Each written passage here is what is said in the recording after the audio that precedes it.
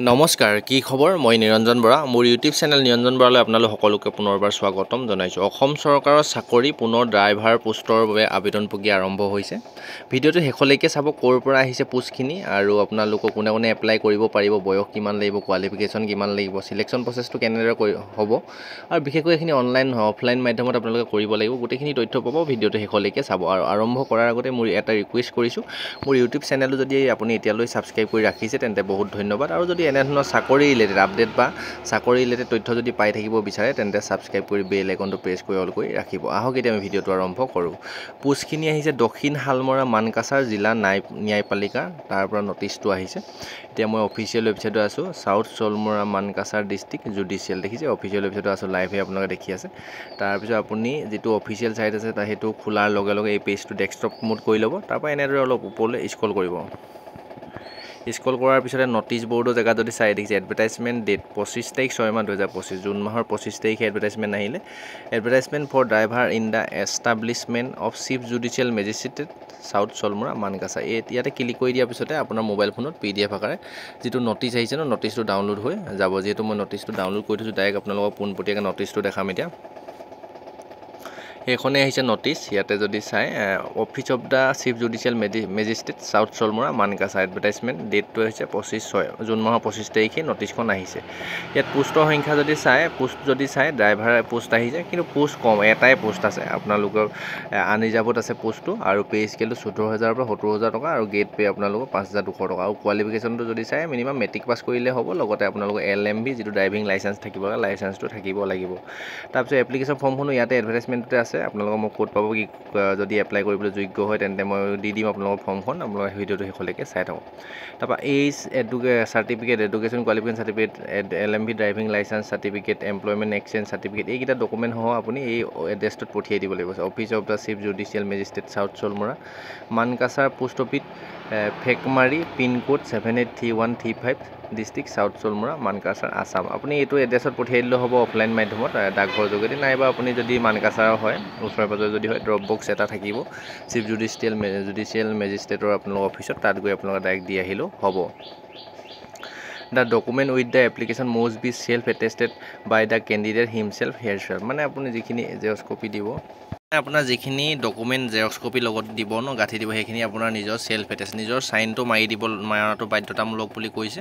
আৰু দিছে যে 3 নম্বৰ পইণ্টত দিয়া application most superscript application for the post of driver on the envelope, মানে আপুনি যিহেতু অফলাইনত পঠিয়াব লাগিব ন, বা ড্ৰপ বক্সত দি আহিব লাগিব, আপোনালোকৰ যিটো এনভেলপ ল'ব ওপৰৰ খামটো, তাত আপোনাৰ application for the post of driver এনেদৰে লিখি পঠিয়াব লাগিব, এইখিনি কৈছে।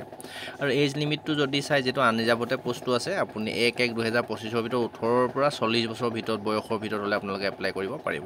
OBC, MOBC, SC, ST তেওঁলোকে ৰিজাৰ্ভেশ্যনটো দিছে, কিন্তু ইয়াত যিহেতু আনৰিজাৰ্ভত এটাই পোষ্ট আছে ন, বাকীখিনি ৰিজাৰ্ভেশ্যন নিদিব। আপুনি আনৰিজাৰ্ভত পৰিব লাগিব, তেতিয়াহে আপোনালোকৰ এপ্লাই কৰিব পাৰিব। ন' অবজেকশ্যন চাৰ্টিফিকেট যদি চাকৰি কৰা হয়, কৈছে এইখিনি দৰকাৰ নাই। আপোনাৰ ক্ল'জিং ডেটটো মষ্ট ইম্পৰ্টেণ্ট, আপোনাৰ জুলাই মাহৰ 25 তাৰিখলৈকে, 25 তাৰিখ 7 মাহ 2025লৈকে আপোনালোকে এপ্লাই কৰি থাকিব পাৰিব। তাৰপিছত চিলেকশ্যন প্ৰচেছটো হ'ল আপোনালোকৰ screening test will be qualify in the nature of 30 marks and the duration will be 45 minute, মানে 45 মিনিটত আপোনাৰ 30 মাৰ্কৰ এটা এক্সাম হ'ব।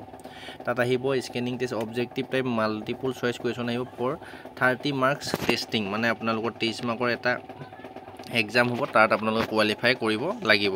তাত আহিব আপোনাৰ জেনেৰেল নলেজৰ 5 মাৰ্ক আহিব, জেনেৰেল ট্ৰেফিক ছিগনেল এণ্ড চিম্বলৰ 20 মাৰ্ক আহিব, এণ্ড আছামিজ লেংগুৱেজৰ 5টা কুৱেশ্যন আহিব।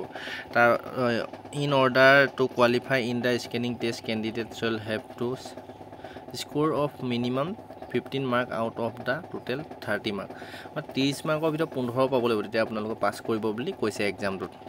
তাৰপৰা এক্সাম পাছ কৰাৰ পিছত the screening test will be qualify matter and marks objection there are not considered will be preparing the, মানে ফাইনেল লিষ্টত আপুনি 15 পালেহে পাছ কৰিব নেক্সট ড্ৰাইভিং টেষ্ট দিবৰ কাৰণে। তাৰপিছত ষ্টেজ 2 আপোনালোকৰ 80 মাৰ্কৰ ড্ৰাইভিং টেষ্ট হ'ব। Candidate equal 5 time number of ভেকেঞ্চিক অৰ্ডাৰ, মানে আপুনি যিহেতু এটাই পোষ্ট আছে, ইয়াত 5টা ল'ৰা এই এক্সামত পাছ কৰাব বুলি কৈছে, আপুনি কাট অফটো বনিব, যিমানে মানে 50,000ৰ ভিতৰত 30 মাৰ্কৰ ভিতৰত ভাল নম্বৰ পাব, সিমানে আপুনি চিলেকশ্যন পাব। In order qualify driving test candidate shall have as score of minimum 40 mark out of the total আৰু ড্ৰাইভিং টেষ্ট যিটো 80 ভিতৰত 40 মাৰ্ক পাব লাগিব বুলি কৈছে তাৰপিছতে আকৌ ভাইভা এটা হ'ব বা ইণ্টাৰভিউ হ'ব 15 মাৰ্কৰ তাত 3 টাইম আপোনাৰ 3টা আপোনালোকে ধৰি লওক ড্ৰাইভিং টেষ্টলৈ 5টা পাছ কৰালে তাৰপৰা আকৌ ভাইভাটোলৈ 3টাহে পাছ কৰাব তাৰপৰা ভাইভাটোত আপোনালোকৰ 80 মাৰ্কৰ থাকিব ড্ৰাইভিং টেষ্ট 80 মাৰ্ক আৰু ভাইভাৰ 15 মাৰ্কৰ ভিতৰত ফাইনেল চিলেকশ্যনটো আপোনালোকৰ ফাইনেল লিষ্টটো বনিব এটাই যেটো চাকৰিটো পাবগৈ ষ্টেজ স্থিত হ'ব মোৰ then candidate option same grade marks মানে সেম যদি আপুনি মাৰ্ক পায় সেম যদি এইজ হয় তেতিয়া আপোনালোকৰ এইজটোতে আপোনালোকৰ প্ৰথম প্ৰিফাৰেঞ্চ দিব যাৰ এইজ বেছি হ'ব সিয়ে চাকৰিটো পাবলৈ সক্ষম হ'ব এইখিনিয়ে চিলেকশ্যন প্ৰচেছটো গোটেইখিনি কৈ দিলোঁ আৰু এইটো সাউথ চলমেটা অফিচিয়েল এইটো নটিছ হয় এইটো সিল চাইন ইয়াতে আছে আৰু এপ্লিকেশ্যন ফৰ্মখন এই ধুনীয়াকৈ ইয়াতে দি দিছে এইখন এপ্লিকেশ্যন ফৰ্মখন এইখনে আপোনালোকৰ আপোনাৰ নাম এড্ৰেছ গোটেইখিনি ভৰাই ডিষ্ট্ৰিক্ট গোটেইখিনি যদি ভৰাই আপুনি অফলাইন মাধ্যমত আপোনাৰ ডিষ্ট্ৰিক্টৰ পৰা পঠিয়াই দিব পাৰে বা যদি সাউথ চলমৰা নিজৰ ডিষ্ট্ৰিক্টৰ হয় তেন্তে তাত যিটো ড্ৰপ বক্স আছে তাত দি আহোঁ বুলিও পাৰিব আৰু যদি লাগে মই অফলাইন কৰা ভিডিঅ'টো বনাই দিম আপোনালোকৰ এটাও যদি পোষ্ট থাকে মই যিটো যদি লাগে আপোনালোকৰ সহায় হোৱাকৈ ভিডিঅ' লাগে যদি কমেণ্ট কৰিব মই নিশ্চয় অফলাইন কেনেদৰে কৰিব লাগে ভিডিঅ'টো প্ৰস্তুত কৰি দিম আৰু ভিডিঅ'টো আপোনাৰ সকলো লগৰ বন্ধু বান্ধৱীলৈ শ্বেয়াৰ কৰি দিব আৰু যদি নিজে দিব বিচাৰে কিন্তু এমপ্লয়মেণ্ট এক্সচেঞ্জৰ যিখন চাৰ্টিফিকেট থাকে না সেইখন মোষ্ট ইম্পৰ্টেণ্ট আপোনাৰ ড্ৰাইভিং লাইচেঞ্চ আৰু মেট্ৰিক পাছৰ চাৰ্টিফিকেট মাৰ্কশ্বিট এডমিটকেইটা আপোনালোকৰ লগত গাঁঠি দিবলৈ নাপাহৰিব যদি নিজে কৰিব চেষ্টা কৰে এইখিনিয়ে সকলোলৈকে শ্বেয়াৰ কৰি দিব এটাই পোষ্ট আহিছে ড্ৰাইভাৰ পোষ্টৰ সাউথ চলমৰাৰ ফালৰ পৰা অল অসমৰ ল'ৰা ছোৱালী সকলোৱে এপ্লাই কৰিব পাৰিব ডেছক্ৰিপশ্যনটো হোৱাটছআপ গ্ৰুপৰ লিংক টেলিগ্ৰাম চেনেলৰ লিংক ইনষ্টা আইডি ফেচবুকৰ লিংক গোটেইখিনি দিয়া আছে মোৰ যদি জড়িত হৈ থাকিব বিচাৰে তেন্তে ছাবস্ক্ৰাইব ফ'ল' কৰি ৰাখিব